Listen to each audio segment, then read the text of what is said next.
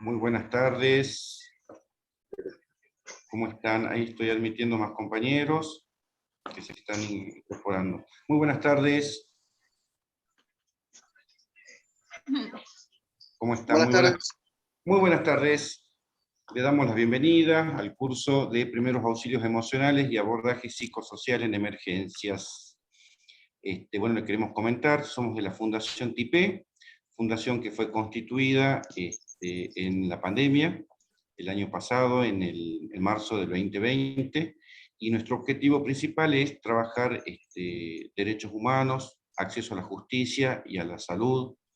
Y bueno, y en el marco de estas acciones hemos presentado este proyecto a la Policía de la Provincia de Salta, ya que consideramos que es una herramienta muy importante para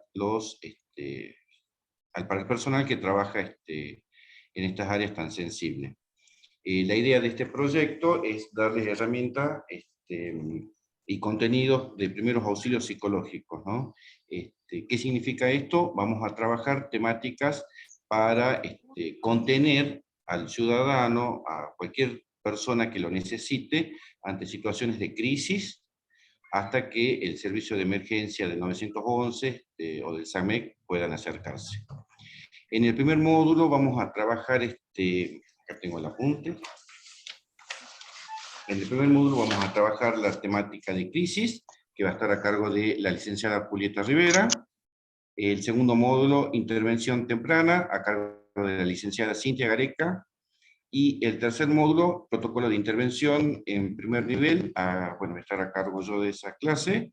Mi nombre es Ricardo Rojas. Así que le damos la bienvenida y agradecemos la participación. Bienvenida, Julieta. ¿Te querés presentar? Hola, buenas tardes a todas, a todos, a todes. Gracias, Ricardo, por tu presentación. Mi nombre es Julieta Rivera, mi formación es antropóloga, y en esta oportunidad vamos a comenzar a trabajar la primera unidad, que es, digamos, el marco referencial de conceptos y relacionados con qué entendemos por crisis y los distintos tipos de crisis, sumado a unas cuestiones que consideramos que son fundamentales, sobre todo pensando en el trabajo que ustedes realizan, ¿no? La gran mayoría de las personas que concurren en esta sala son personal policial o personas que trabajan en el Ministerio de Seguridad.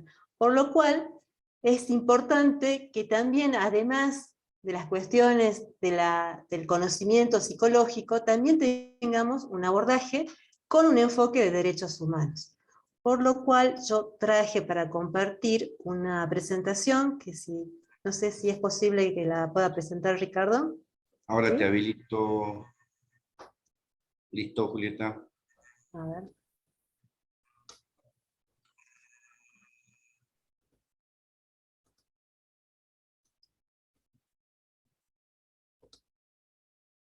Díganme si pueden ver.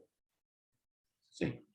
Sí, sí. Bien. Entonces, en esta primera parte de este curso, de esta formación en primeros auxilios emocionales y abordaje psicosocial en emergencia, vamos a trabajar los siguientes conceptos. Una definición de crisis, de dónde proviene la palabra crisis, una palabra que tiene una connotación muchas veces negativa. La crisis en la vida, cuando podemos encontrar distintos episodios de crisis. Hay una crisis durante nuestra formación como seres humanos, y también hay otros tipos que responden a otros factores, y esto que les planteaba a ustedes, la relación entre la crisis y el abordaje de este fenómeno, de esta situación, desde una perspectiva de derechos humanos y una perspectiva de género. Y ya les voy a explicar por qué nuestra necesidad y nuestro interés en pensar este fenómeno, este tema, desde ese abordaje.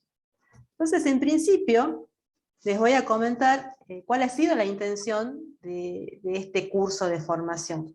Entendemos que a lo largo de nuestra vida, en todos nuestros ámbitos de acción, podemos enfrentarnos a distintas situaciones que pueden generar diferentes emociones, de angustia, de dolor, de miedo, y esas situaciones siempre son las que ponen en tensión nuestro bienestar, nuestro equilibrio, nuestro día a día cotidiano, y desestabilizan de cierta manera esas rutinas que nos dan seguridad en nuestras vidas y también van dando seguridad a los vínculos que vamos construyendo entre todos y todas. Estos desequilibrios, estas intromisiones, esta ruptura de lo cotidiano, genera, por supuesto, efectos tanto a nivel individual, como sujetos, en nuestra subjetividad, en nuestras emociones, en nuestras formas de percibir la vida, como también en las relaciones que vamos formando con nuestras familias, con nuestros equipos de trabajo y con la comunidad también. Porque esto es importante que recordemos. No somos sujetos aislados, no somos sujetos que simplemente realizamos una función, cumplimos un rol, sino que además, a lo largo de toda nuestra vida, vamos construyendo interacciones, vínculos con distintos tipos de personas. Entonces, también dependiendo de nuestra historia personal, de nuestra historia familiar, de nuestros roles de género, de nuestras identidades y demás, vamos a ir teniendo distintas emociones y reacciones frente a las personas, a los otros, como también a los distintos ámbitos o espacios por los cuales vamos a ir transcurriendo, ¿no? Entonces, esto también, y ustedes lo saben perfectamente, porque se desempeñan en un ámbito que permanentemente está poniendo en tensión lo cotidiano, como lo es la seguridad, esto también requiere de una mirada muy particular sobre sectores que han sido históricamente vulnerados, sobre sectores que han sido excluidos también. Entonces, nuestro principio, nuestra mirada, es precisamente trabajar las cuestiones de la crisis, las cuestiones emocionales, los abordajes técnicos y profesionales, pero sobre una base de derechos humanos. ¿Y por qué es esto, no? Porque también tenemos que tener una mirada integral sobre lo que entendemos como sujeto humano.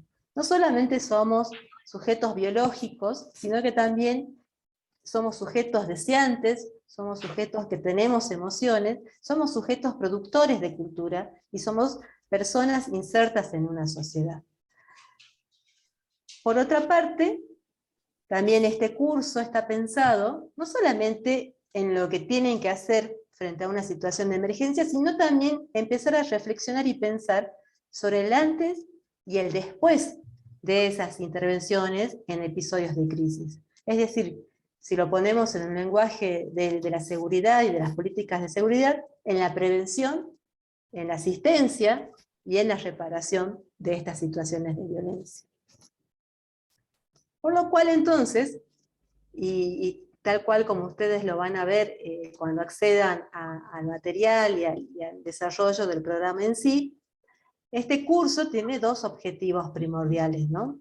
Brindar al personal policial, ya sea cualquiera sea su jerarquía, su función, su rol, su antigüedad y demás, herramientas y estrategias para poder desempeñarse de manera eficiente en esto que vamos a conocer como primeros auxilios psicológicos y emocionales, que mi compañera Cintia va a desarrollar de forma posterior, ¿no? Y lo otro, también, y es también una cuestión fundamental, es propiciar en el personal policial o en el personal que se desempeña en el ámbito de la seguridad buenas prácticas de atención a las personas que pueden ser víctimas, damnificadas por estos eventos de crisis. ¿Y esto por qué? Porque también, y esto es algo que es de público conocimiento, se han dado situaciones de intervenciones de la seguridad que han vulnerado los derechos de las personas, que han vulnerado, han violado derechos fundamentales de las personas, y esto está dentro de lo que se puede considerar violencia institucional. Y es algo que, de acuerdo a la persona vulnerada, tiene distintos tipos de sanciones. Entonces, también nuestra intención con este curso es poder prevenir este tipo de situaciones y garantizar, bueno, experiencias laborales que sean positivas también para las personas que trabajan en los ámbitos de seguridad. Entonces, ¿cuáles van a ser nuestros principios rectores en este curso? Primero, partir de un enfoque de derechos humanos. Porque estamos hablando de un abordaje en una situación particular y estamos trabajando con personas. Estamos trabajando con seres humanos, por lo cual es primordial, es fundamental, tener un enfoque de derechos humanos. Y esto significa entonces que nuestro principal objetivo va a ser el resguardo y la protección de la dignidad de las personas. Por otra parte también, tenemos que tener un enfoque de perspectiva de género. Y esto es algo que es muy resistido todavía en los ámbitos estatales, no solamente de la seguridad, sino también podemos pensar en el ámbito de la salud mental, de la educación y demás. Hablar de perspectiva de género, al día de hoy, increíblemente genera muchas resistencias, suspicacias, malestares y desacuerdos. Lo que no podemos negar es que en el momento actual que vivimos en Argentina y en la provincia de Salta, hablar de género, hablar de los derechos de las mujeres, hablar de los derechos de la diversidad, hablar de las orientaciones y de las identidades, son temas transversales en cualquier ámbito laboral. Y sobre todo, cuando ese ámbito laboral es un ámbito estatal, tal cual como lo es la Policía de la Provincia o el Ministerio de Seguridad. Entonces también es muy importante comenzar a tener esta mirada sobre relaciones desiguales de poder que se hacen presentes y a veces en los momentos de crisis es donde más se cristalizan esas relaciones desiguales de poder. Sumado además que, como ustedes sabrán, hay una obligatoriedad de incorporar la perspectiva de género en cada una de las formaciones dirigidas a los distintos ámbitos estatales. La Ley Micaela, que muchos de ustedes la conocerán, que seguramente ya han hecho la formación de Ley Micaela, bueno, habla de esto, ¿no? De la importancia de la mirada del género. También otra cuestión que, que es necesaria incorporar en estos abordajes es la aceptación de las diversidades. Y cuando decimos diversidades, no estamos pensando solamente en las diversidades sexuales, que son las más conocidas y difundidas por los medios de comunicación, sino que también estamos pensando en las otras diversidades, como por ejemplo las diversidades culturales. Y en este punto les recuerdo también que la provincia de Salta es una de las provincias de la República Argentina con mayor representación de pueblos originarios. Tenemos pueblos originarios en el norte de la provincia, en los valles calchaquíes, inclusive también en la ciudad de Salta, que contamos con pueblos originarios, lo cual es una dimensión que no podemos eludir. Además, al ser una provincia con una amplia frontera, también tenemos un gran flujo de personas migrantes que también pueden... Que las notificaciones no le haga el ruidito eso para... A ver, por favor, ¿quién está? Ahora tiene que poner... Ahí está. También las personas migrantes deben ser consideradas como parte de estas diversidades. Otros dos principios que tenemos y sobre los cuales vamos a trabajar son los principios de intersectorialidad, y esto habla también del enfoque de derechos humanos.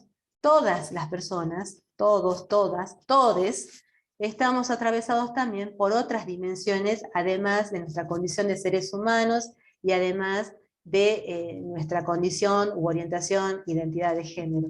Entonces también hay que tener en cuenta las dimensiones de concepciones racializadas, y esto también es algo que todos y todas y todos lo conocemos.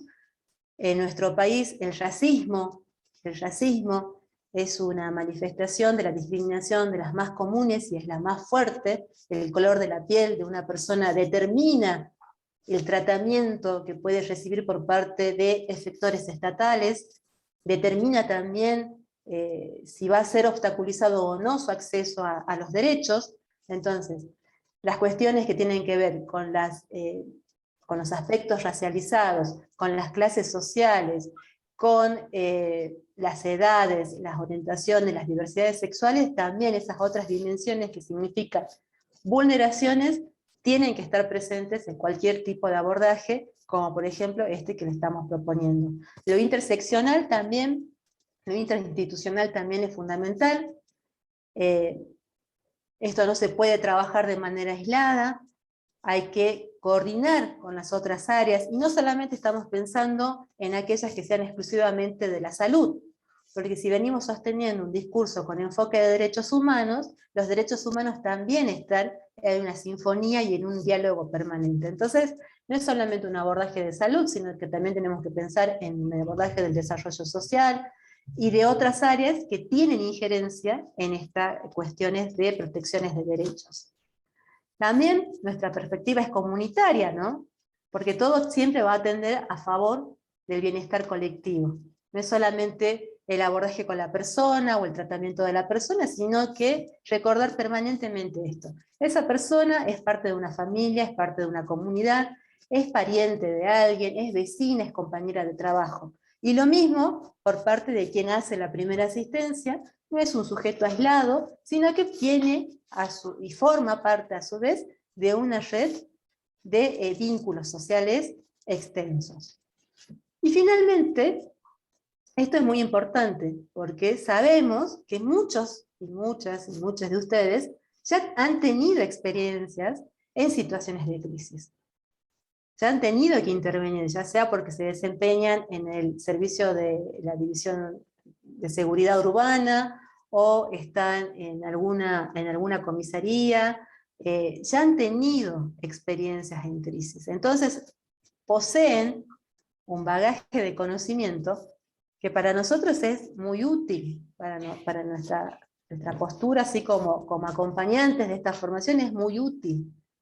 No venimos a decirles, bueno, nosotros tenemos la verdad absoluta, porque bueno, hemos estudiado y este es el conocimiento que ustedes tienen que asumir y tomar, sino que por el contrario pretendemos que sea un diálogo permanente y fluido entre lo que nosotras podemos aportarle a sus labores, y también recuperar muchísimo de esas experiencias que han ido acumulando a lo largo del tiempo. Ustedes habrán asistido a personas que han intentado quitarse la vida, habrán asistido a personas que han muerto en un accidente, algún otro tipo de catástrofe, o han llegado justo antes de que esa catástrofe se desencadene, o esa emergencia se desencadene. Entonces, todo ese conocimiento, esa experiencia, esas historias que han recopilado en los años de trabajo como policías o personal de la seguridad, son experiencias valiosas, muy valiosas, que bueno, van a ser recuperadas en este curso para finalmente terminar en la última unidad con mi compañero Ricardo, en protocolos de actuación. Es decir, bueno, tomando lo que se está ofreciendo desde la ciencia, sumando a los contenidos de la experiencia. ¿Vamos a ir hasta aquí? ¿Hay alguna pregunta, alguna cuestión que necesite ser aclarada? Yo les pido que si hay algo que ustedes quieran preguntar, que estén en acuerdo o en desacuerdo inclusive, que levanten la mano y lo vamos discutiendo, porque bueno, esto tiene que ser dinámico. ¿Nada? ¿Ninguna pregunta? Está claro entonces de qué manera vamos a trabajar en este curso. ¿Sí?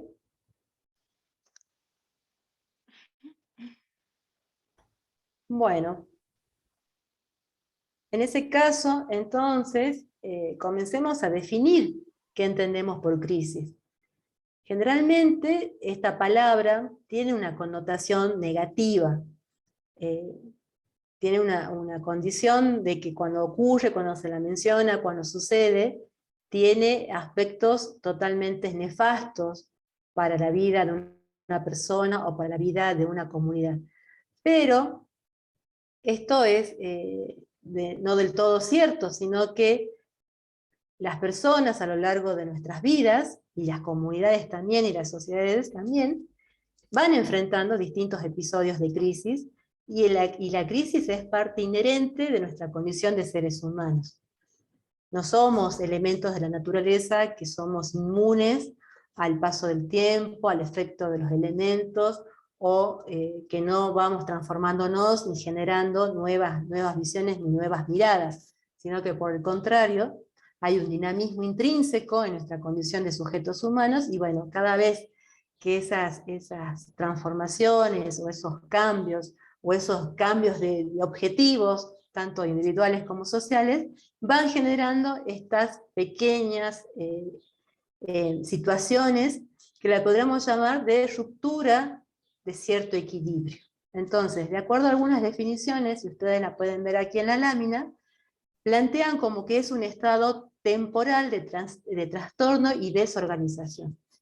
No pensemos también que el trastorno es algo negativo, sino es como un pequeño, como les decía, un desequilibrio, una ruptura en esta cotidianeidad que hemos venido construyendo y de la cual hemos disfrutado durante un tiempo, ¿no?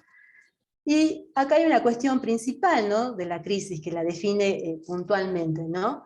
La incapacidad de las personas, de una comunidad, para abordar estos desequilibrios, estas situaciones particulares que aparecen y que rompen con ese cotidiano, ¿no? Es decir, las respuestas habituales que tenemos para resolver un problema, aquí cuando aparece esta crisis, cuando aparece esta situación temporal de trastorno, de desorganización, las respuestas que habitualmente podemos tener, a las cuales podemos echar mano, no son suficientes, no son las adecuadas, o tal vez no ofrecen la respuesta que nosotras estábamos esperando, ¿no? Entonces acá algunos autores, algunas autoras rescatan que estas crisis y esta puesta, ¿no?, en la mesa de visibilizar que lo que nosotros tenemos como elementos resolutivos no son suficientes, pueden tener un fin positivo o también un fin negativo, ¿no? Positivo en el sentido de que, bueno, nos presentan, nos arroja en el rostro como personas o como sociedad, que hay cuestiones que no están completamente solucionadas, que hay cuestiones que no llegamos a comprender, que son extrañas para nosotros, que son las que generan estos trastornos, estos desequilibrios, y que las respuestas, bueno, necesitan ser modificadas, necesitan ser cambiadas, ya sea de manera parcial o de manera estructural, o por el contrario, pueden generar entonces una cuestión negativa, ¿no? La frustración, el quedarse postergados, el no encontrar o no generar respuestas para la superación y para el entendimiento de esta situación, ¿no? Entonces acá también, y ustedes lo pueden ver en la lámina, se plantean dos cuestiones fundamentales, ¿no? ¿Cuándo algo va a ser crítico? ¿Cuándo un episodio va a ser crítico? ¿Cuándo esos desequilibrios, esas rupturas, de esa quietud de nuestra vida cotidiana va a significar algo crítico? Primero, cuando desborda la capacidad de las personas, esto que les mencionaba. Lo habitual que utilizamos para la resolución no es suficiente, no es adecuado, no está dando el resultado que estábamos esperando, ¿no? Y por otra parte, la serie de reacciones que pueden ocurrir tanto a nivel personal como a nivel colectivo, ¿no? Reacciones físicas, y acá se mencionan cuestiones como el cansancio, las taquicardias, un malestar corporal generalizado; cognitivas, faltas de concentración, falta de entendimientos, confusiones; las emocionales, que son las primeras que vemos, ¿no? Generalmente son las primeras que se manifiestan. Toda una batería de emociones sobre las cuales no se puede tener un control como habitualmente se las tiene, ¿no? Tristeza, culpa, llantos y demás, y los comportamientos también que se ven alterados. Entonces, ¿qué es lo normal y qué es lo anormal en una situación de crisis? Bueno, eso también se pone en discusión. Y en este sentido, algunos autores, algunas autoras, responden que lo anormal que puede ocurrir en esta situación de crisis, es esto, ¿no? Esa impronta de esa situación que viene a poner en jaque esta tranquilidad que veníamos gozando. Y en este sentido, entonces, el término de las personas afectadas también es un término que tiene que ser revisado. Generalmente se utiliza el término víctimas, se utiliza el término de pacientes, cuando son las personas encargadas de los abordajes en salud, y en salud mental principalmente, pero también hay un consenso en considerar a las personas como sujetos o personas damnificadas. Porque también acá, si pensamos en los términos, ¿no? Víctima, Es como un término y una nominación que ya coloca al sujeto en un rol del cual difícilmente va a poder salir. Y lo coloca también en un rol muy pasivo. Y si estamos diciendo que las crisis pueden ser, pueden brindar oportunidades positivas, entonces, al decir víctimas, estamos entrando en una contradicción. Por lo cual, lo más atinado, lo más consecuente, es hablar de los sujetos damnificados, que pueden ser pasibles de sufrir algún daño que es temporal, que puede estar acotado, pero que puede superar esa situación, que puede superar, puede resolver esa situación. ¿Vamos bien hasta aquí? ¿Alguna pregunta?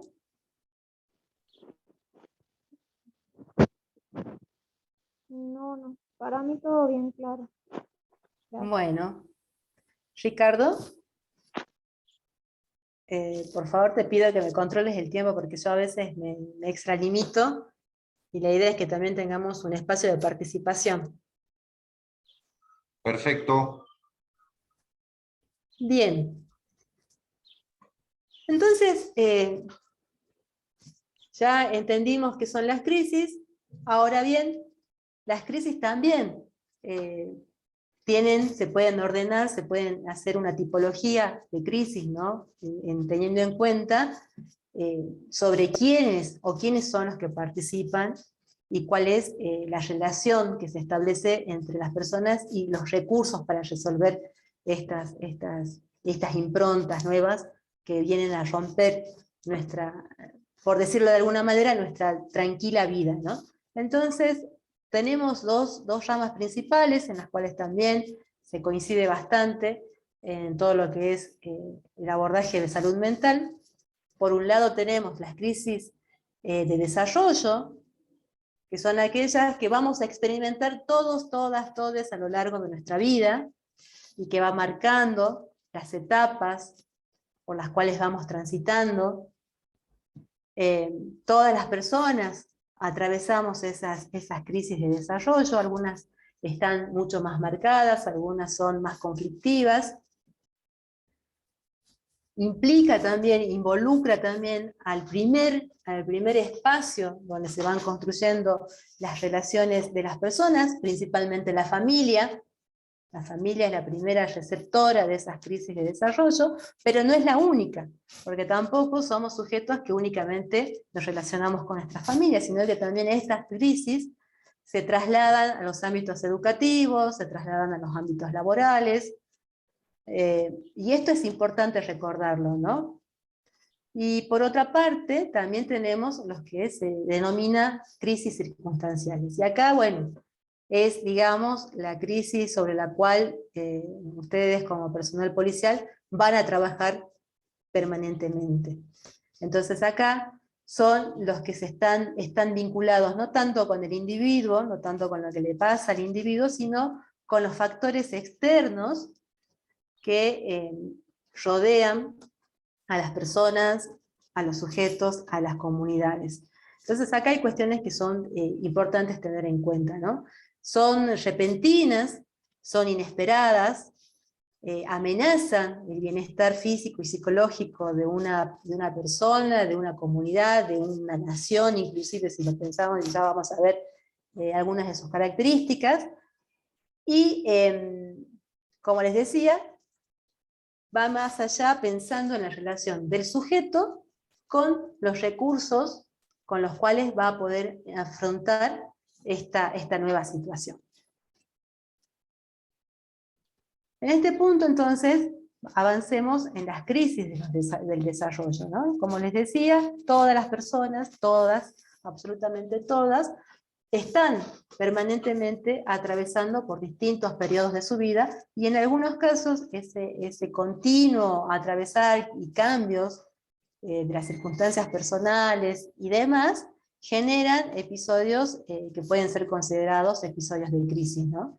Pero también, y a diferencia de las crisis circunstanciales, estas son predecibles en cierta medida. Se espera que a determinadas edades ocurra algún cambio, y tenga que genere una transformación en sus vínculos familiares, ¿no? Ahora bien, Acá ustedes, como lo están viendo, comienza desde la niñez hasta la última etapa de nuestras vidas, ya cuando somos personas adultas mayores, involucra nuestros sentimientos, involucra nuestras corporalidades también, y esto impacta en nuestras relaciones sociales, en la familia, en la escuela, en el trabajo y demás. Ahora, bueno, acá hay como una tipología, ¿no? Crisis de la infancia, crisis de la adolescencia, crisis de la juventud, de la edad media, de la tercera edad. Pero esto son aproximaciones a esas crisis, ¿no? Son formas de ordenar esas crisis, que para nosotros, como sujetos del siglo XX, del siglo XXI, digamos que son cuestiones que están presentes en el conocimiento que podemos llegar a desarrollar. Ahora, esto es importante de entender. Estas crisis, estas etapas, son convenciones sociales e históricas. Son convenciones, son acuerdos sociales que permiten explicar las transformaciones y los cambios de las personas a lo largo de su vida. Ustedes, si tienen padres o abuelos de más de 80 años, de 90 años, y hablan con estas personas, van a descubrir que la adolescencia no existía en la década del 50. Esa etapa que para nosotros ahora es habitual, es totalmente aceptada, de niñez, adolescencia, juventud, en la década del 40 y en la década del 50 no existía.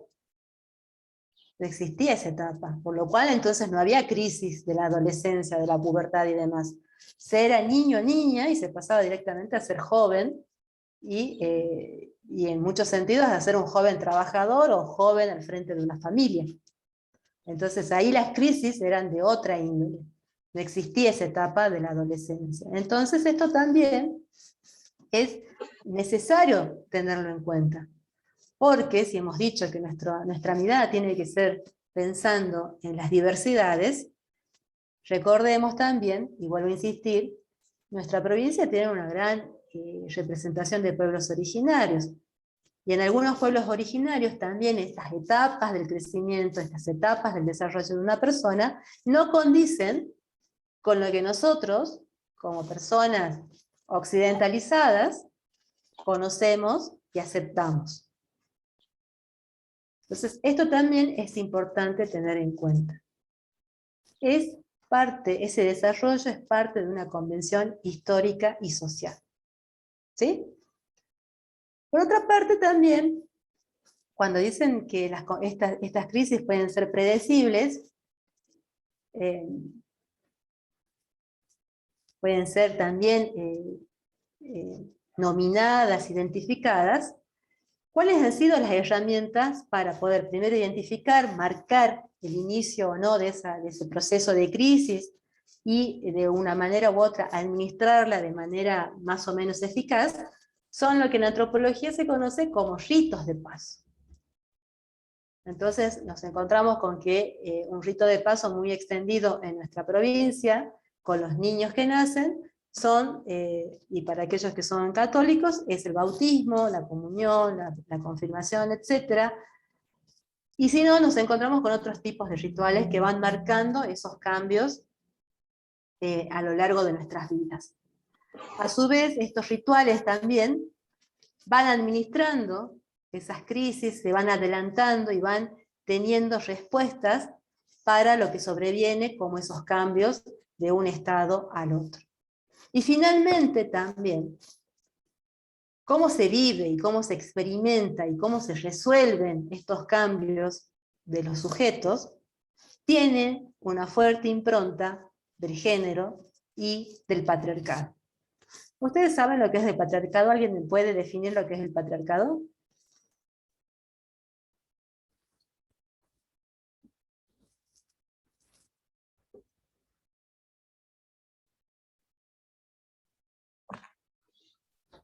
¿Alguien? Prenda el micrófono, algún compañero o compañera que quiera hablar. Buenas tardes. Puede ser en cuando dentro de una sociedad predomina o tiene mayor autoridad el varón sobre todas las cosas, o algo similar así. Predomina un varón. Sí, efectivamente, es una forma de organización social donde lo masculino siempre ha tenido preeminencia por sobre otras representaciones, lo femenino, por ejemplo, y esto ha significado que por mucho tiempo lo relativo a lo femenino o a otras identidades, llámese identidades trans o identidades no heteronormativas, han quedado subordinadas y desplazadas. Bien. Y esto ustedes dirán, bueno, pero ¿qué tiene que ver con las crisis del desarrollo? La forma en cómo se administra, la forma en cómo se reconoce, la forma en cómo se resuelven esas crisis, son diferenciadas si la persona tiene género masculino, tiene género femenino o género no binario. Y esto también es una crítica al conocimiento que se ha generado alrededor de la salud mental. Se ha tomado siempre como forma de abordaje, como forma de intervención en estas etapas del desarrollo, un modelo inspirado en respuestas pensadas solamente para un sujeto masculino,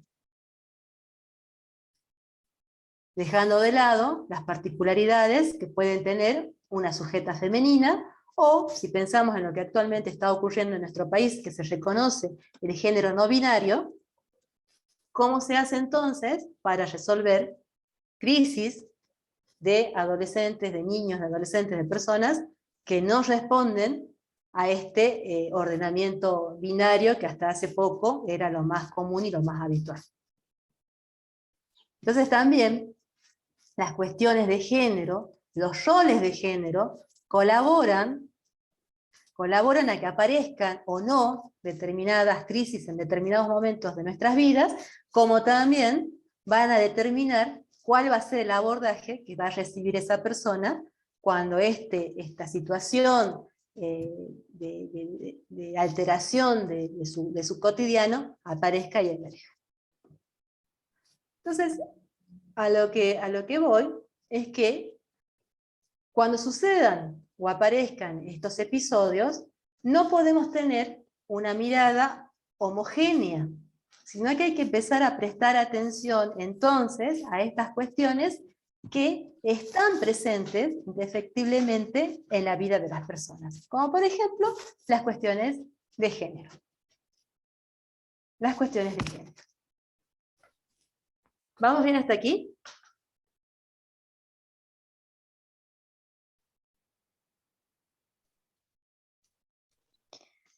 Sí, ¿Sí? muy bien.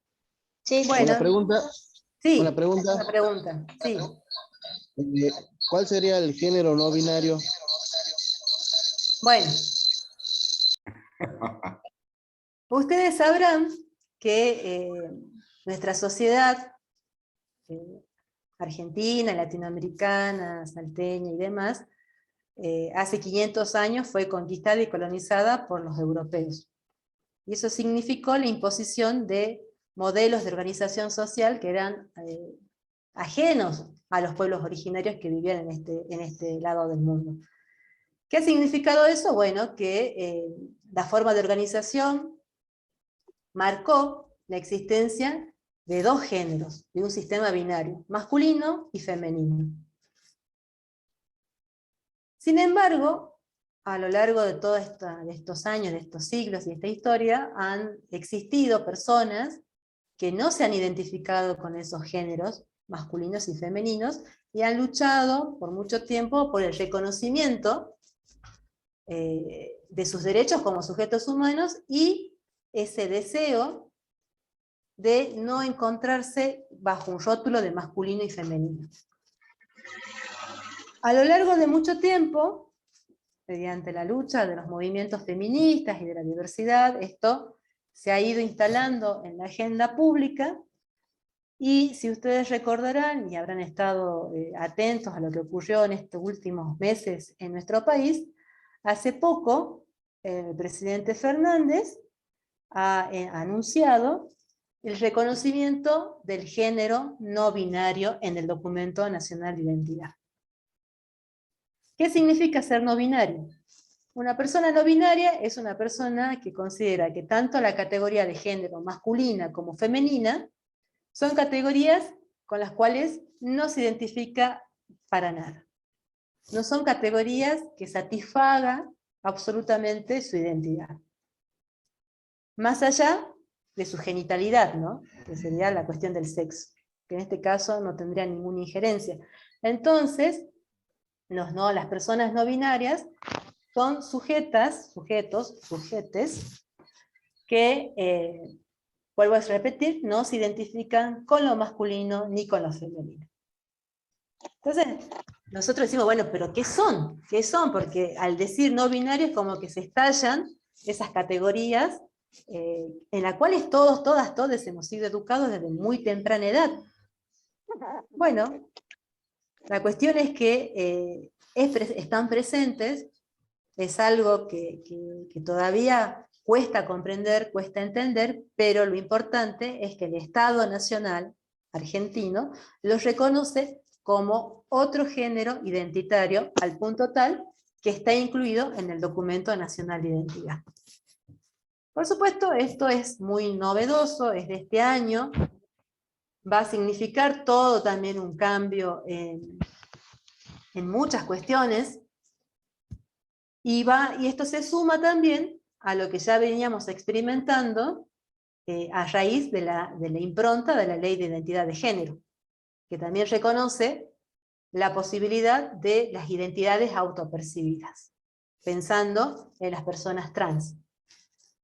Sin embargo, esto es una cuestión más bien de reconocimiento de identidades en un documento oficial, en un documento estatal. Entonces podemos afirmar que en Argentina hoy existe género masculino, femenino y no binario. O sea, profesora, que el género no binario es únicamente en Argentina y no en otros países, ¿o Sí, hay qué en otros información tiene países. usted?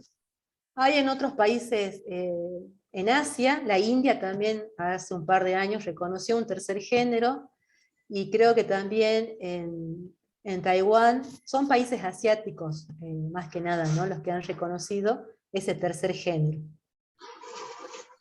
Pero si nosotros revisamos, ¿no?, la historia antes de la llegada de los europeos, la historia precolombina, también en muchas crónicas e investigaciones antropológicas sobre todo, encontramos que antes de la llegada de los europeos también en nuestros pueblos originarios habían 3 géneros, 4 inclusive.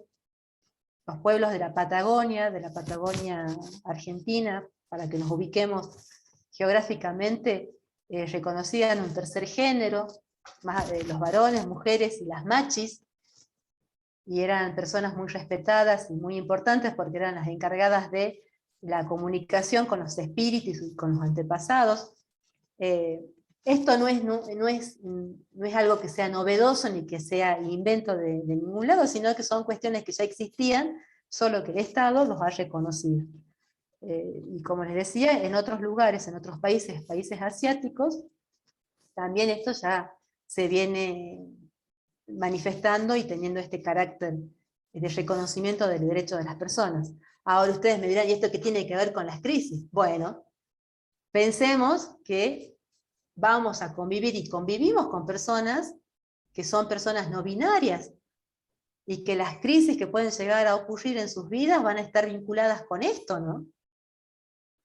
Con la aceptación de la familia, con los vínculos que van a generar en sus entornos cercanos, cómo van a ser recepcionados en las escuelas, cómo van a poder vivir su identidad no binaria en ámbitos laborales, cómo van a circular en la vía pública. Eso también entonces es importante que lo pongamos y lo tengamos muy en cuenta.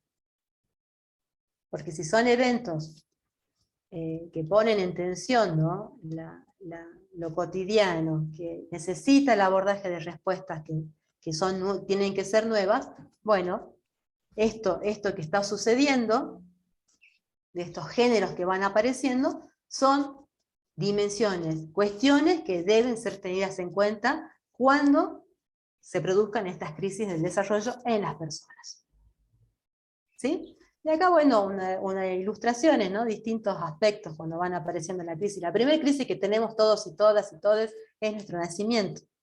Nos sacan de un lugar de mucha comodidad y protección, nos sacan del cuerpo de la persona que nos está gestando, y de pronto nos tenemos que enfrentar a un mundo que verdaderamente es hostil. Después, otras crisis también es cuando salimos de nuestra familia y vamos a las instituciones educativas.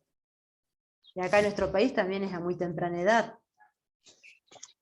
La conformación de una pareja, la conformación de una familia también es un aspecto que puede desencadenar un cambio y una transformación. Y finalmente la edad adulta, ¿no? Adultos mayores ya, y esto hay que ser realista, ¿no?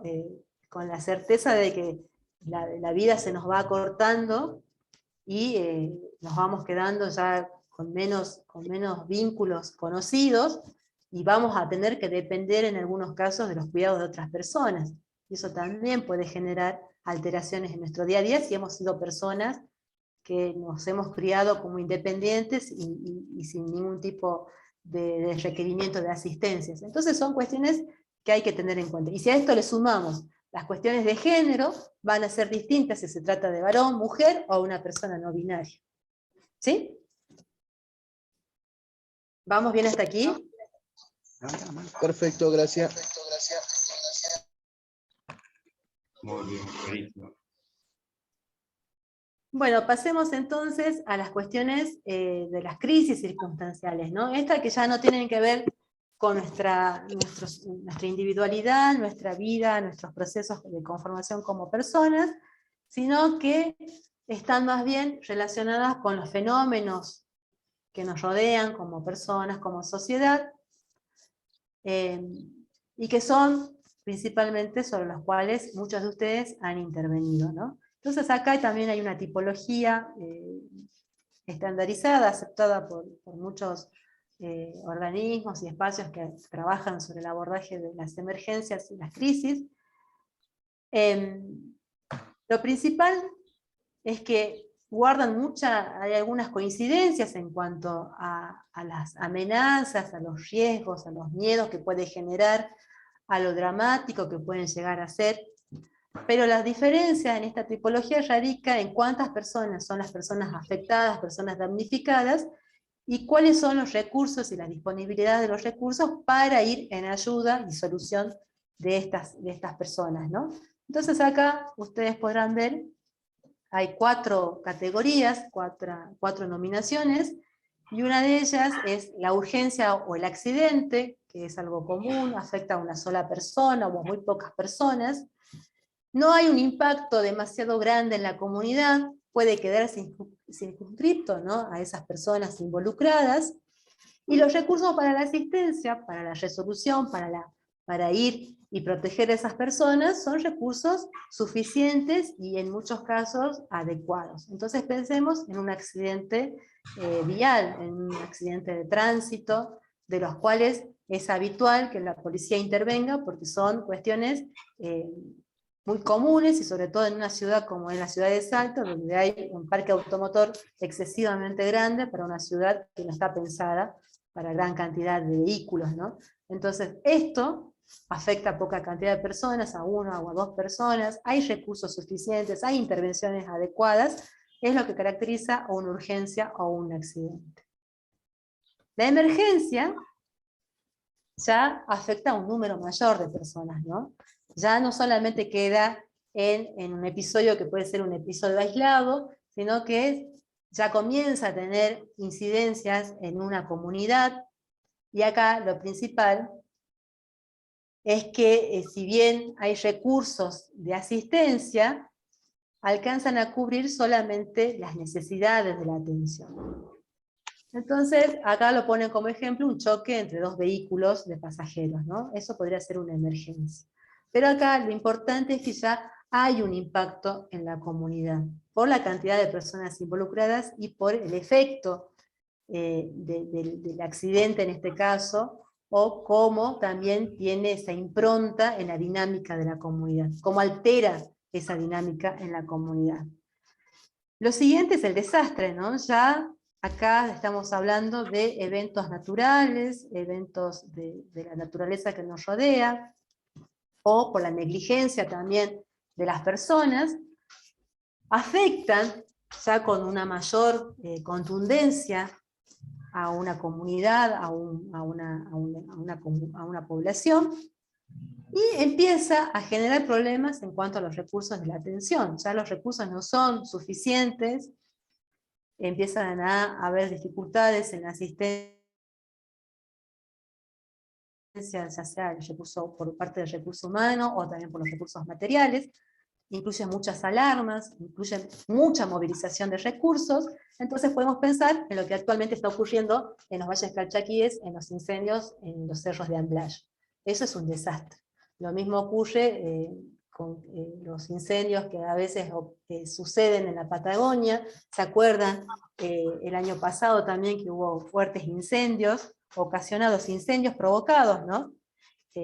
Por personas inescrupulosas, pero que demandó gran esfuerzos económicos de los estados involucrados y puso en evidencia que había una carencia en algunas cuestiones, como por ejemplo traslado de aguas por vía aérea para apagar los incendios, o falta de recursos humanos, o falta de equipamiento adecuado para esas personas que se encargaban de el control de ese fuego. Y finalmente la catástrofe ya es el sumum de las crisis circunstanciales. Ya estamos hablando de un daño estructural profundo en una comunidad, en la cual los organismos estatales o los organismos que están encargados de brindar la asistencia están absolutamente desbordados y prácticamente son inexistentes. No se pueden encontrar soluciones ni respuestas. Estamos en una situación de verdadera desgracia humana, ¿no? Con muchas muertes, con mucha afectación, y con una respuesta y una reparación a largo plazo. Y el ejemplo más claro, el ejemplo más impactante que nos ha tocado vivir en América, fue el terremoto que afectó a la nación de Haití hace unos años atrás. Ustedes recordarán, Haití es una isla, es una de las naciones más pobres de América, una nación que ha sido totalmente devastada económicamente, sujeta a los vaivenes también de las disputas en el Caribe entre Estados Unidos y Cuba, pero que en los últimos años, cuando sucedió, ¿se acuerdan? El tsunami en Japón y en las islas del Pacífico, también de manera concomitante ocurrió una especie de tsunami en Haití, sumado a un terremoto, que prácticamente destruyó toda la isla, y al día de la fecha, aún ya ha pasado muchos años de este evento, ese pueblo, esa nación, no se pudo recuperar.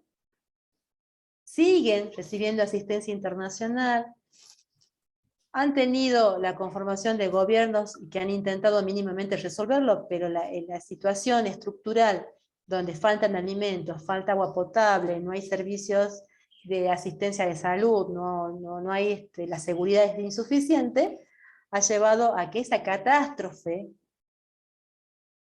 natural que ocurrió en esta isla conlleve a que al día de hoy esas personas sigan viviendo en condiciones de máxima vulnerabilidad de sus derechos.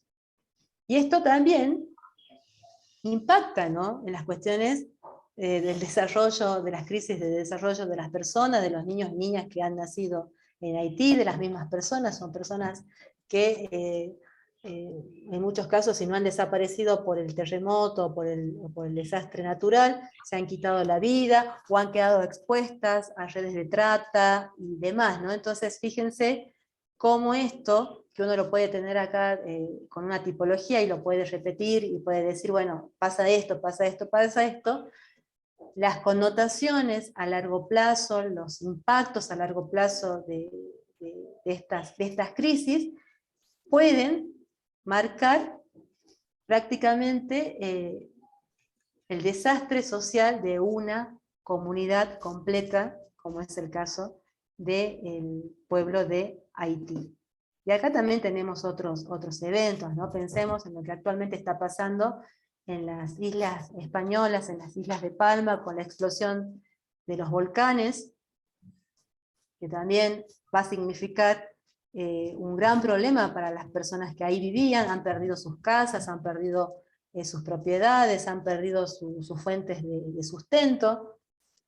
El COVID también lo podríamos analizar como una catástrofe, la pandemia de COVID. Si bien acá en Argentina hubo una administración que no generó una catástrofe sanitaria, pero sí en países cercanos como Ecuador. Ustedes recordarán, en los primeros meses de la pandemia en Ecuador, no había suficiente asistencia sanitaria, los cuerpos de las personas no eran retirados de sus hogares, familias enteras perdieron la vida por la pandemia, y eso fue una catástrofe que todavía al día de hoy el pueblo de Ecuador no ha logrado superarlo. Sumado a que además ya había tenido un episodio de terremotos muy, muy fuertes, por la ubicación que tienen en la parte cordillerana, así que esa es una catástrofe también, pensando en lo que ha sucedido actualmente con el COVID, con la pandemia del COVID y todo lo que ha ocurrido, ¿no? Entonces, acá algunos ejemplos, ¿no? Ejemplos de catástrofes, de accidentes, de los distintos tipos que hemos hablado. Haití, fíjense, hay una imagen ahí de la ciudad de Puerto Príncipe, que es la capital de Haití, totalmente destruida, un accidente de los habituales en los cuales y tienen intervención policial, y los que les mencionaba, ¿no? Los incendios, los que están sucediendo actualmente en los valles calchaquíes. ¿Vamos bien hasta aquí? ¿Alguna pregunta?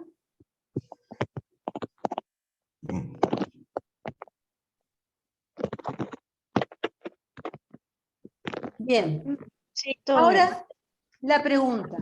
Esto. Brutal femicidio en Salta. Degolló a su exnovia de 17 años cuando iba a la escuela y quedó detenido. ¿Qué es esto? En términos legales, ¿esto qué sería?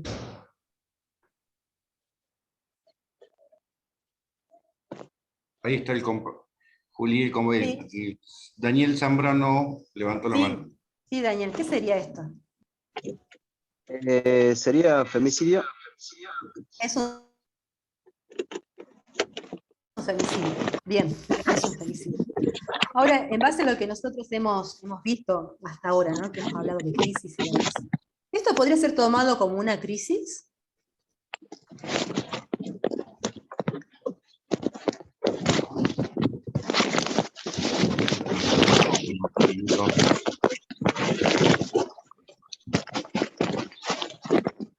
Claudia Romero, ¿podría apagar el micrófono, por favor?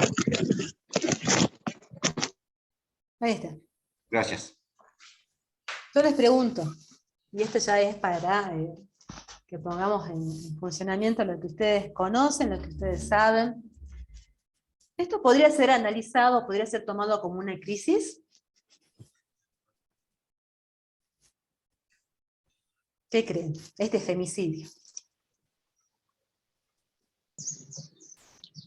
Una crisis para la familia. Ajá. ¿Para la familia solamente? Y también para la ciudadanía, porque es algo brutal, digamos, un femicidio así, es como que no asusta, pero es como, ¿cómo le puedo explicar, digamos?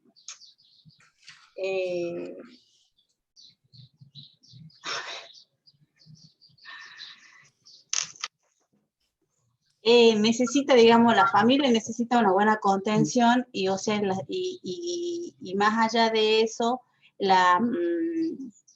es como que nos espanta hacia a la ciudadanía de lo que pasó, digamos. Uh-huh.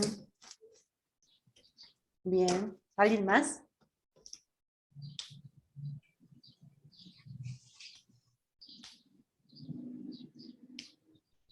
Profe, usted pregunta si es una crisis para el,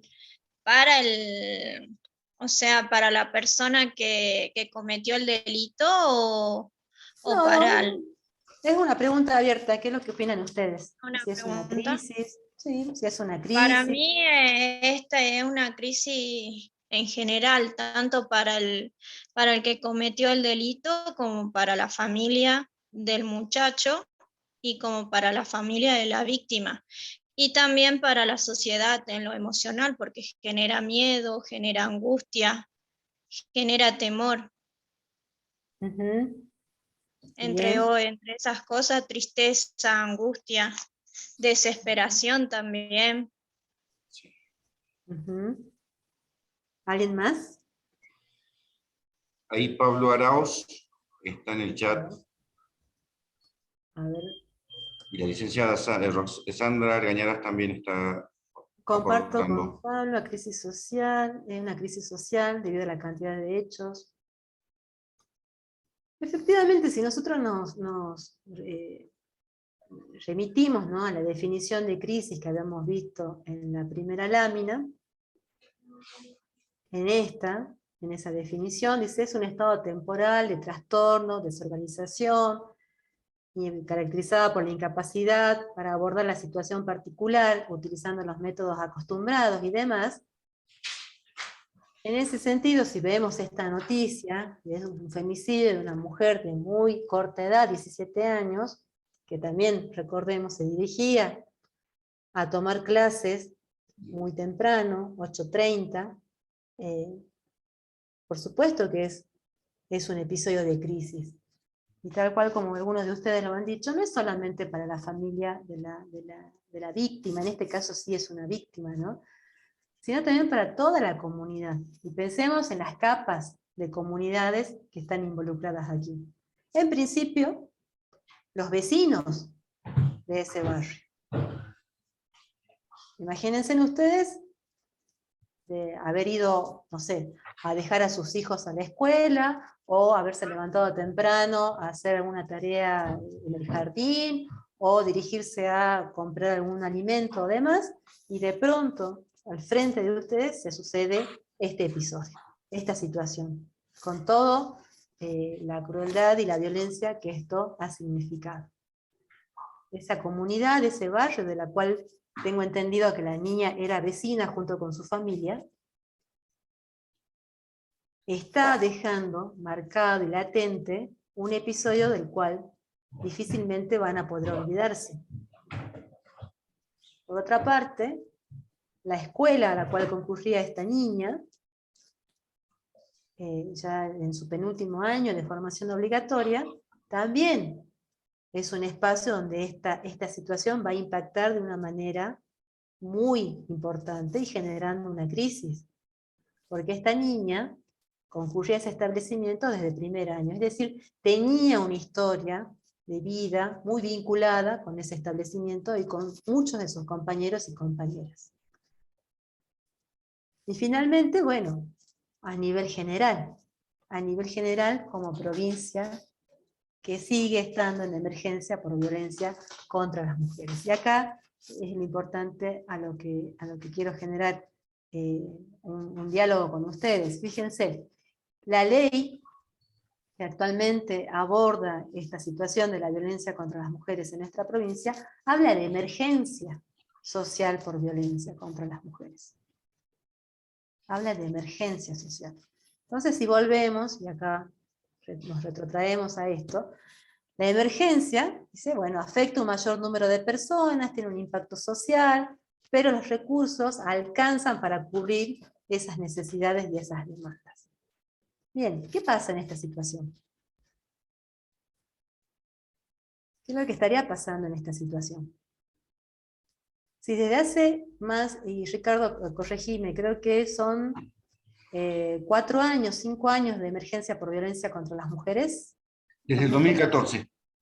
2014. Desde agosto del 2014 se declaró la emergencia. Sí, también a raíz de un femicidio. 7 años. También a raíz de un femicidio de una niña de 16 años en Salvador Mas. Han pasado muchos años y esta emergencia se sigue renovando. Pero en la situación en la que estamos, con más de 11 femicidios ocurridos a lo largo del año, sumados a los 11 del 2020 durante la etapa de pandemia, la pregunta es la siguiente: ¿ustedes consideran que estamos ante una emergencia o ante una catástrofe?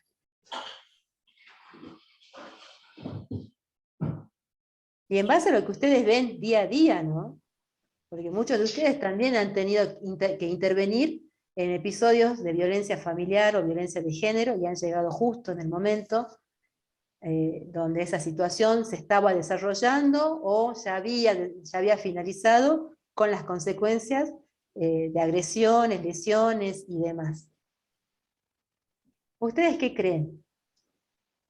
Que estos episodios que afectan a nuestra provincia, que son situaciones que no las podemos minimizar ni nada, sino que están presentes, están ahí en nuestro día a día.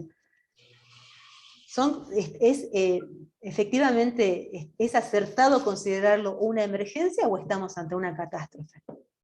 ¿Ustedes qué creen? Opino que estamos ante una situación de emergencia.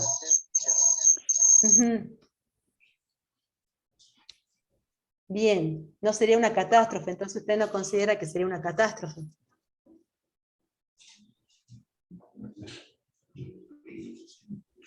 No sé, lo considero dentro de la crisis de emergencia por el tema de lo que afecta a la sociedad, la magnitud que tomó esta noticia, no llega a ese nivel de catástrofe. Ajá. Bien, es una opinión. Pero a ver, recordemos también que no es el único femicidio que ha ocurrido en la provincia, ¿no? Que ya van 11 mujeres Lo que va del asesinadas año. en lo que va del año. Y esto nos ubica a la provincia de Salta como una de las provincias con mayores índices de femicidio. Entonces, por ahí la pregunta que yo les hago a ustedes, ¿no? Si ustedes consideran que estamos ante una emergencia, ante una catástrofe, es una pregunta para debatir realmente. Es una pregunta para plantearnos, ¿no? Sí, alguien más. Sí. Yo considero que pasó los límites lo que es la emergencia y es una catástrofe. Catástrofe es un suceso, es un suceso que produce una gran destrucción. Sí. Y la violencia de género genera todas esas emociones, tanto en la familia, y es destructiva, tanto personalmente como dentro de lo que es toda la familia. Sí, eso también es una mirada, es una visión, ¿no? ¿Hasta qué punto todo el pueblo de Coronel Moldes se ve afectado por este episodio? ¿Hasta qué punto toda la sociedad salteña está siendo afectada por este punto? Y una de las diferencias también entre emergencia y catástrofe es las cuestiones de los recursos, ¿no? Se supone que en la emergencia, tal cual como dice la definición, va a disponer de esos recursos para brindar la solución, la respuesta. Lo que dice la ley, volviendo al tema de la ley de emergencia social por violencia contra las mujeres, es que el Estado tiene que disponer de los recursos materiales suficientes para la prevención, asistencia y sanción de la violencia acá en nuestra provincia. Pero si también prestamos atención a lo que dijo el que era ministro de Seguridad y lo que dijo hace unas horas el secretario de Seguridad, es que estarían faltando recursos tanto humanos como materiales. No hay personal, no hay móviles, no hay botones antipánico y demás. Por lo cual entonces también hay una limitación de las respuestas estatales. Por lo cual, si nos ajustamos a lo que dice la definición, efectivamente podríamos aventurar a decir que las cuestiones vinculadas con la violencia contra las mujeres están tornando a la emergencia social en una catástrofe. Entonces, esto es importante, ¿no?, tenerlo en cuenta, porque son una de las principales líneas de trabajo en las cuales ustedes como personal policial o como personal del Ministerio de Seguridad están interviniendo. Entonces, empezar a reflexionar sobre estas cuestiones, ¿no? ¿Cuál es la mirada que tenemos sobre la crisis? ¿Cuál es el abordaje que vamos a tener? Es necesario, no solamente, ¿no?, por las cuestiones del cumplimiento de las funciones y de los buenos abordajes y demás, sino también en las cuestiones de preservar la salud integral, la salud mental de la persona que hace la asistencia.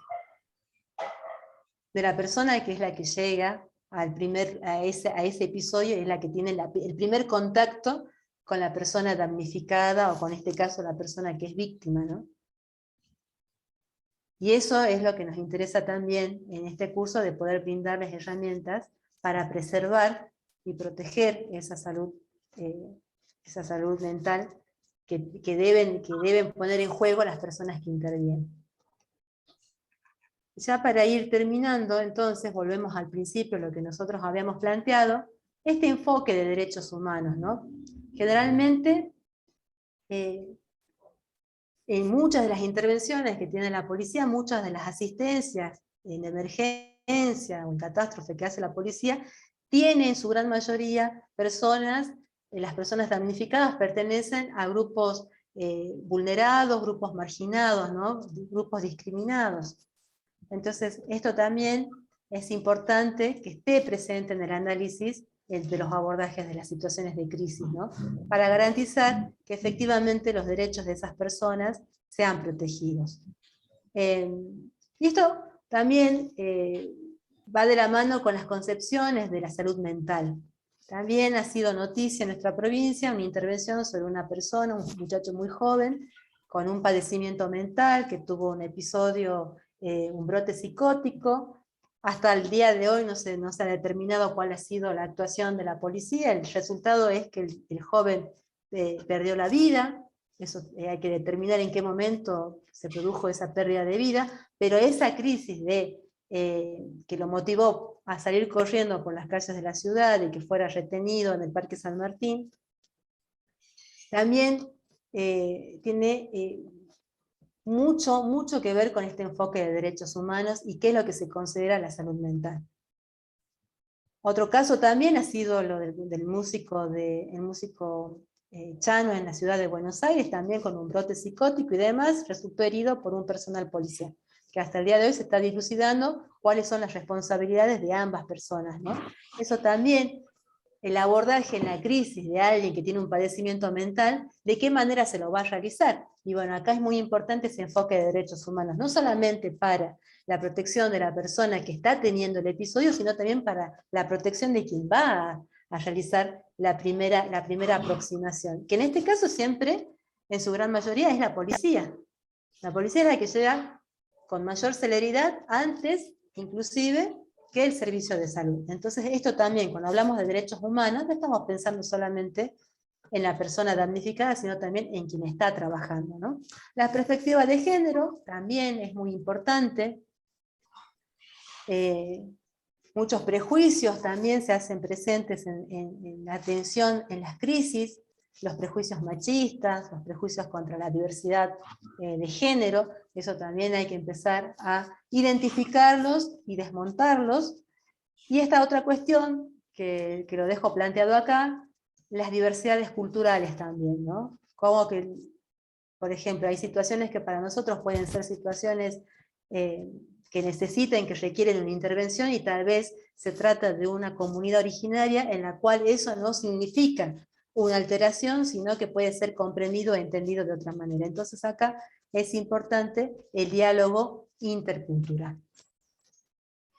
Yo llego hasta aquí, así que podemos abrir el espacio para preguntas, si tienen alguna duda, alguna cuestión, algo que no haya quedado claro, o algo que también hay que estén en desacuerdo.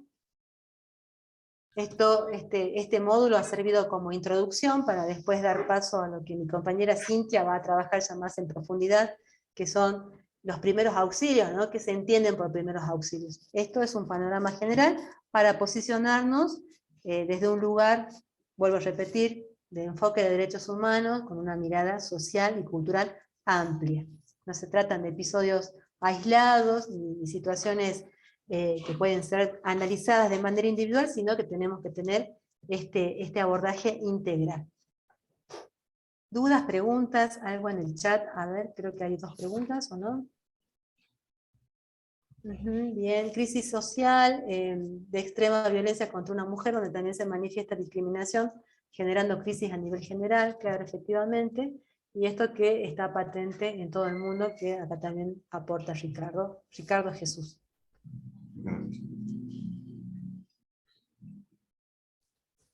Bien, ¿alguien quiere hacer alguna pregunta, alguna duda? No, No, para Elia. mí no, está bien. Ya. Muy bien, gracias a la profesora. Bien. Bien. Bueno, si no hay ninguna pregunta, bueno, solo queda agradecerle a la profesora Julieta Rivera, muy clarita. Gracias por su tiempo, licenciada, y bueno, No, ya por lo vamos favor. a ver más adelante. Ahí está escribiendo. Acá está alguien, si alguien está haciendo preguntas. Dice si las crisis se pueden combatir, cambiar o modificar o trabajar. Combatir no, porque es intrínseco a nuestras relaciones humanas, van a ocurrir siempre. Lo que sí se puede hacer es prevenir, ¿no?, las condiciones que generan las crisis. Se pueden prevenir en el caso de las crisis circunstanciales también, ¿no?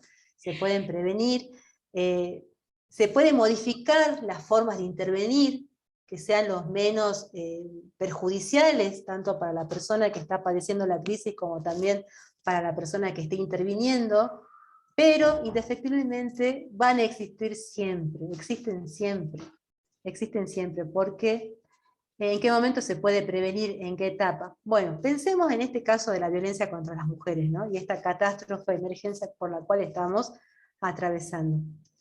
Esta crisis circunstancial obedece a razones sociales y culturales, obedece a las formas en cómo están socializadas las personas, mujeres y varones. La prevención en este caso es atacar esas razones estructurales que están presentes en nuestras vidas. Por ejemplo, comenzar a trabajar sobre masculinidades saludables. Empezar a debatir, ¿no?, la forma en cómo se educan a los varones. Otra cuestión también, y retrotrayendo el caso de la niña de Moldes, los mitos del amor romántico. El principal argumento de este sujeto ha sido que la mató porque era celoso y porque quería que ella le pertenezca.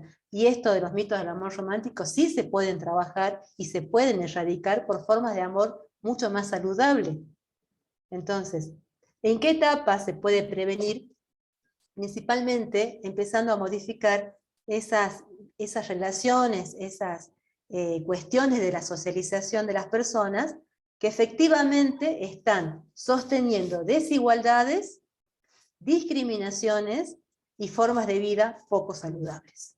Y esto, claro que cuesta, porque es comenzar a desnaturalizar muchas prácticas que habitualmente las tenemos incorporadas. Y así en un montón de otras cosas. Pensemos en los accidentes viales, ¿no? ¿Por qué ocurren los accidentes viales?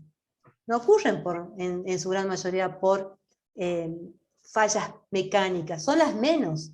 Ocurren por negligencia de las personas que conducen, por no respetar las normas de tránsito, por desconocer las normas de tránsito, por tener conductas temerarias también, excesos de velocidad, conducir bajo los efectos del alcohol.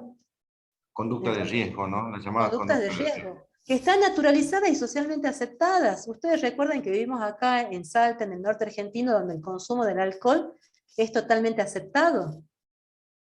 Totalmente aceptado. No hay una sanción sobre quienes consumen alcohol. Al contrario, y más sobre todo si es un varón, es mucho más aceptado el consumo del alcohol. Entonces, las prevenciones tienen que estar pensadas en el tejido social. Podemos tener herramientas de prevención de las crisis o de una mejor administración de los recursos para atender esas crisis. Pero la prevención es fundamental, pero es comenzar a... Piensen ustedes en un tejido, ¿no? En un tejido de lana. Hay que empezar a destejer todo eso, porque hay puntos que están mal hechos y que están generando problemas en nuestra sociedad. Entonces, acá dice, bueno, desde el hogar, sí, desde la familia, desde las escuelas. Efectivamente, sí, esos son los principales lugares donde se pueden hacer este tipo de prevenciones para evitar que las crisis sean trágicas, que sean más crueles, y también para tener una mejor administración de los recursos. Bien, ¿alguien más? ¿Qué tipo de profesionales deberían trabajar en estas crisis? ¿Docentes, psicólogos o la policía? Bueno, acá Cintia lo va a trabajar con más profundidad, pero en lo que actualmente se piensa y se trabaja, cualquier persona que tenga la formación puede trabajar en la crisis, ¿no? Puede, ya sean psicólogas, psicólogos sociales, trabajadoras sociales. Lo importante es la formación en estos primeros auxilios psicológicos, ¿no? Que es el primer nivel de intervención. Acá, bueno, yo creo que esta es pregunta para Cintia, ¿no? Que es nuestra psicóloga de la Fundación. Dice, Sí, ¿qué sugiere sí, para de un esos abordaje? módulos, sí, esos módulos, el tema del abordaje, eso lo vamos a trabajar en el módulo 2 y 3. Ujú. No Pero nos es muy, adelantemos. Pero O es muy interesante la pregunta, ¿no? De los adolescentes en crisis en la vía pública para no incurrir en el grado de responsabilidad como servidores públicos. Bueno, eso también es una forma de prevenir la violencia institucional, que es a lo que está preguntando María, ¿no? Cuando no incurrir en un exceso de la fuerza y demás, bueno, estamos hablando de estrategias para prevenir las violencias institucionales, que eso, bueno, ya se lo van a trabajar más que nada en el último módulo, que son los protocolos de intervención, ¿no? De qué manera actuar responsablemente. Bien. Otra pregunta. Bueno, acá de Cristian Tapia, creo que va en el mismo sentido que la pregunta que hace María, ¿no? Sí. Cómo prevenir las violencias institucionales. Eso también lo vamos a trabajar en los próximos encuentros. Muy bien. ¿Más preguntas? Yo les voy a dejar esta presentación para que después ustedes la puedan ver, sumado también a la grabación de esta clase, y algún material. Hay un manual muy interesante de la Nación, tiene ya sus años en 2015, pero es un manualcito pensado en los abordajes de la emergencia. Está bastante interesante, con este enfoque de derechos humanos que nosotros le decíamos. Eso también se le puede dejar como material de referencia, material de consulta. Ahora les voy a explicar eso, porque estaban preguntando en el grupo también. Bien, bien. Bien, te agradezco, Julieta. No, por favor, les agradezco a Excelente ustedes tu participación.